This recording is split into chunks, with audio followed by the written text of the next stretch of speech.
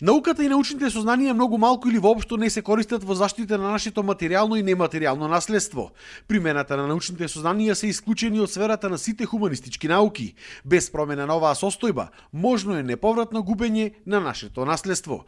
Ова беа дел од заклучоците на денешниот научен собир во Прилеп во организација на Институтот за старословенска култура. Можам постојано да кажам дека сведочиме на распаѓање и на фрескоцелините и на иконите кои што се далеко од она ниво на заштита на кој што треба да биде. Мора да се работи на унапредување на ова и тоа системско напредување. Значи научно-истражувачката работа е интегрален дел на она што подоцна треба да биде заштит. И представниците на МПЦ како монахот Калисто од манастирот Трескавец велат дека во овој дел потребна е поголема соработка со научната мисла.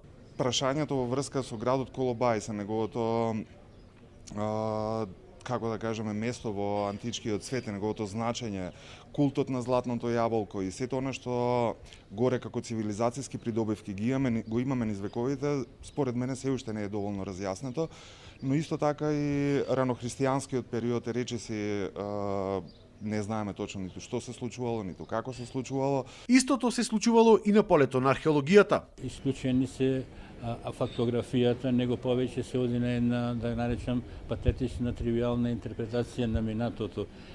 Значи, ние сме свесни дека во нашите кругови постои тоа, но од друга страна очекуваме од научната јавност, од стручна научната јавност, од општествената стварност да испочитува нашите рационални заснивани на сериозни методолошки истражувања сознанија.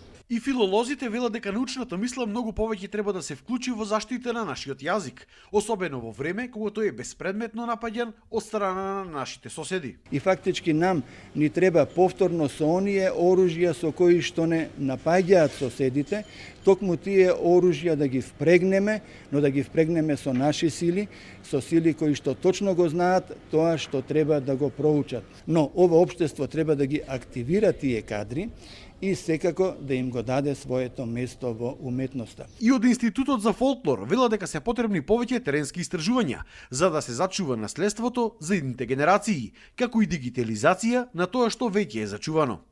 За оној аудио материјал, за дигитализација на стари магнетофонски снимки, касети кои со тек на времето самите подлежат на уништување, да не се дојде во ситуација да биде целото тој звучен запис со кој што располагаме, особено Институтот за фолклор, да не дојдеме во ситуација да биде загубен. Овој научен собир во Прилеп ќе трае во наредните 3 дена.